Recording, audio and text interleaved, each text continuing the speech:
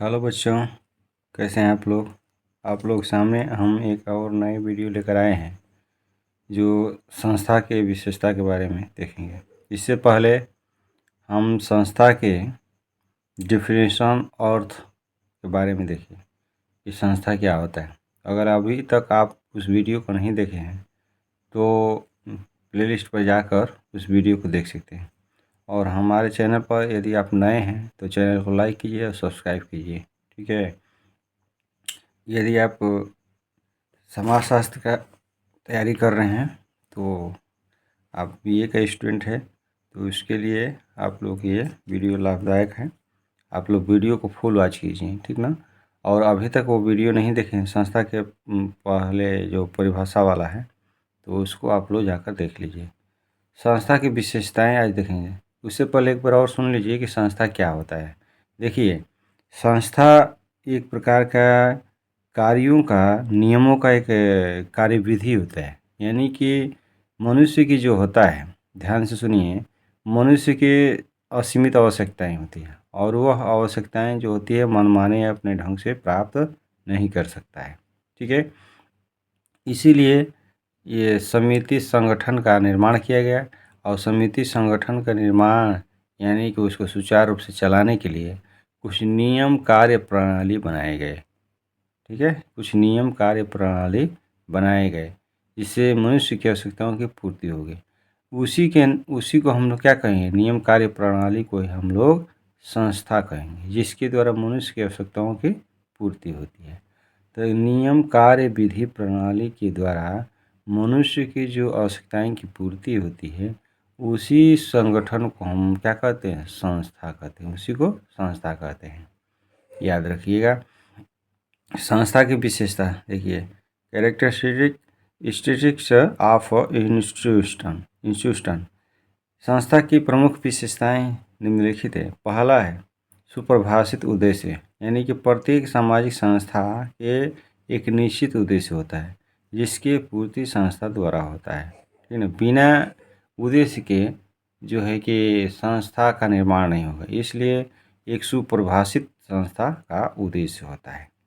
अस्थायित्व, प्रत्येक संस्था जो है सामाजिक संस्थाएं का विकास दीर्घ समय के लिए होता है, इसलिए इसमें क्या होता है कि इसमें अस्थायित्वता होती है। इतना जल्दी संस्था टूटता नहीं है, ठीक ना।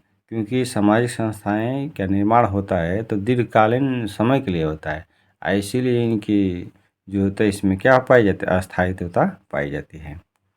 उसके बाद है सामूहिक अभिमिति, यानी कि सामाजिक संस्था के लिए सामूहिक अभिमिति का होना आवश्यक है।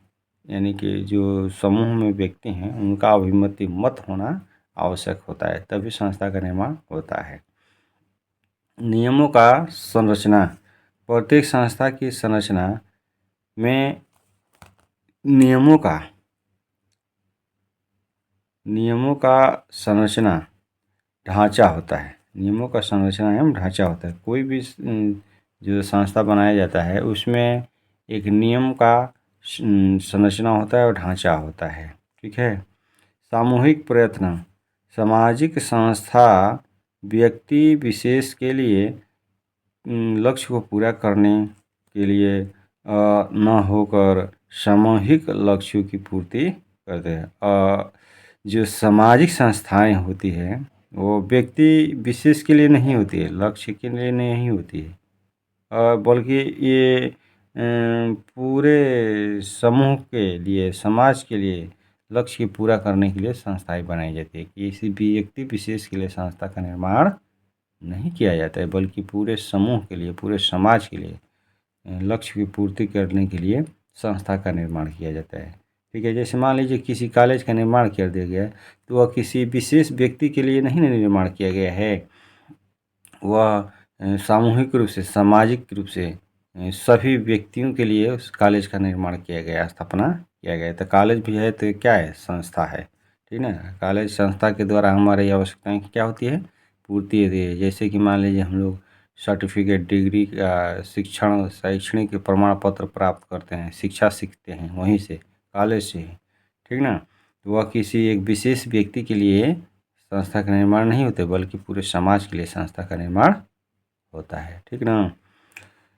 प्रत्येक प्रत्येक सामाजिक संस्था का प्रत्येक सामाजिक संस्था के कुछ अपना प्रतीक होता है, लोगो होता है, ठीक है। यानी कि जितने भी संस्थाएं हैं उसके कुछ न कुछ अपना एक प्रतीक होता है और लोगो होता है, जिसके आधार पर उसकी पहचान किया जाता है। मान लीजिए कि अगर कोई कॉलेज है, तो कॉलेज है तो उसका एक अपना लोगो रहता है, अपना एक चिन्ह रहता है, प्रतीक होता है, जिससे उसकी पहचान में आता है, पहचाना जा सकता है, ठीक ना। तो एक कॉलेज का प्रतीक होता है, कोई धर्म का एक प्रतीक होता है, अलग अलग सभी संस्थाओं का प्रतीक होता है, ठीक ना। तो इस प्रकार से आप लोग संस्था का विशेषताएं देखें। यदि वीडियो अच्छी लगी है तो आप लोग चैनल को लाइक कीजिए और चैनल को सब्सक्राइब कीजिए। आप लोग ऐसे ही वीडियो को देखते रहिए, फुल वॉच कीजिए। और आप लोग कमेंट नहीं करते, कमेंट भी कीजिए, ठीक ना। चलिए ठीक है, कि हमको आगे किस टॉपिक पर वीडियो बनाना है कमेंट करेंगे तो आपको हम उस टॉपिक पर वीडियो बनाकर देंगे, ठीक है। फिर मिलेंगे हम लोग नेक्स्ट वीडियो में।